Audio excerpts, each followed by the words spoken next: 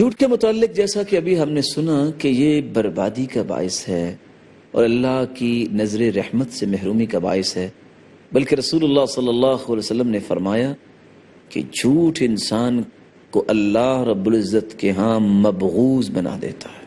ثلاثۃ لا یکلمہم اللہ ولا ينظر الیہم یوم القیامہ ولا یزکیہم، تین ایسے بدبخت ہیں کہ اللہ رب العزت ان پہ بڑے غضبناک ہوں گے، اور وہ تینوں میں سے آپ صلی اللہ علیہ وسلم نے فرمایا ملک کذاب وعائل مستکبر وشیخ زان۔ اب ان تینوں پہ غور کرنے کی بات ہے۔ لوگ جھوٹ تو بولتے ہیں کہ ہمیں کچھ ملے، جس کو بادشاہت مل گئی ہے اسے کچھ اور چاہیے۔ بادشاہ جو جھوٹ بولتا ہے اس کے لیے سبب نہیں ہے جھوٹ بولنے کا۔ عائل مستکبر، جو ہے فقیر پھر بھی اکڑ کے چلے، سبب کیا ہے اس کے پاس؟ چلو جس کے پاس مال و دولت ہے، وہ اللہ اور اس کے رسول کی باتوں کو بھول گیا ہے اور وہ گمنڈ کرتا ہے، اتراتا ہے، اس کے پاس کیا ہے؟ وہ شیخ زان، ایک بوڑھا انسان ہے پھر بھی وہ بدکاری کرتا ہے، اس کے پاس داعیہ تو نہیں ہے۔ نوجوان اگر اپنی جوانی کو نہیں سنبھالتا، اللہ کا خوف نہیں اس میں ہوتا، تو وہ اس طرح کی برائیوں میں ملوث ہو جاتا ہے۔ یہاں تینوں لوگ ایسے مبغوض ہیں اللہ کے ہاں جن کے پاس سبب نہیں تھا لیکن انہوں نے اس گناہ کو اختیار کر لیا۔ ملک کذاب، جھوٹا بادشاہ۔ اب اس کو جھوٹ بولنے کی آخر ضرورت کیا ہے؟ بادشاہی اس کے پاس، اور بادشاہوں کا کر و فر اس کے پاس، اور بادشاہوں کا پروٹوکول اس کے پاس، اور کیا کچھ نہیں۔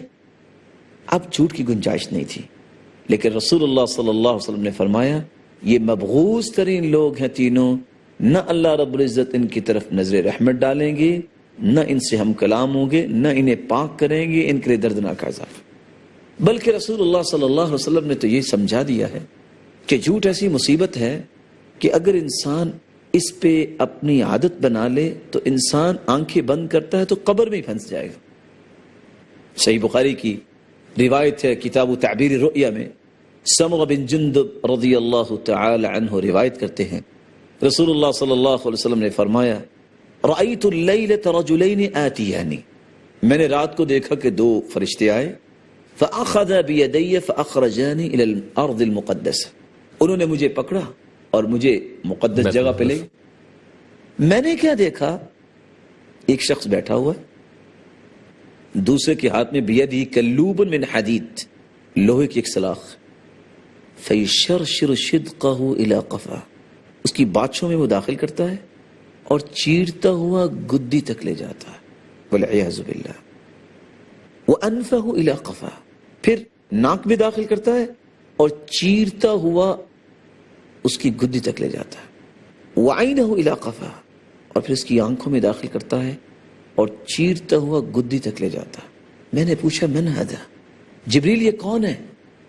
جواب ملا یہ وہ جھوٹا انسان ہے جو ایسا جھوٹ بولتا جو پوری دنیا میں پھیل جاتا۔ بالفاظ دیگر آپ کہہ سکتے ہیں کہ اخبار کا جھوٹ، میڈیا کا جھوٹ، انٹرنیٹ کا جھوٹ، ریڈیو ٹیلی ویژن کا جھوٹ، یہ ایک ایسا جھوٹ ہے جو قبر میں انسان کو پھنسا دے گا۔ اور آگے لفظ کیا ہے؟ فَيُفْعَلُ بِهِ إِلَى يَوْمِ الْقِيَامَةِ، قیامت تک اس کو ایسی ہی سزا ملتی رہے گی۔ ثُمَّ يَصْنَعُ اللَّهُ بِهِ مَا شَاءَ، پھر قیامت کے دن اللہ تعالیٰ اس کو جو چاہیں گے عذاب دیں گے۔ بلکہ رسول اللہ صلی اللہ علیہ وسلم نے تو یہ بات کہہ کے انتہا کر دی، فرمایا اہل النار خمس، 5 قسم کے لوگ جہنمی ہیں۔ پہلے خائن کا تذکرہ کیا، پھر اس شخص کا تذکرہ کیا جو آپ کے ساتھ چلتا پھرتا ہے لیکن آپ کے گھر والوں کے معاملے میں دھوکہ کرتا ہے، چلتا آپ کے ساتھ ہے لیکن اس کی نظر یہ ہے کہ میں اس کے گھر والوں کو خراب کروں گا یا ان کے ساتھ خیانت کا برتاؤ کروں گا۔ وَذَكَرَ الْبُخْلَ وَالْكَذِبَ وَالشِّنْظِيرَ، اور ان 5 جہنمی لوگوں میں سے یہ عیاض ابن حمار کی روایت صحیح مسلم کی روایت میں کوٹ کر رہا ہوں، فرمایا بخل کرنے والا اور جھوٹا اور فحش گوئی کرنے والا یہ جہنمی ہے۔ اور میں یہ سمجھتا ہوں کہ اگر اتنی بڑی روایات سننے کے بعد بھی اگر انسان جھوٹ پہ جرأت کرتا ہے تو لقمان حکیم والی بات ہے، انہوں نے کہا تھا بیٹا اگر گناہ کو جی چاہے تو کر لینا، لیکن اتنا کرنا جتنی سزا سہنے کی تیرے اندر طاقت ہے۔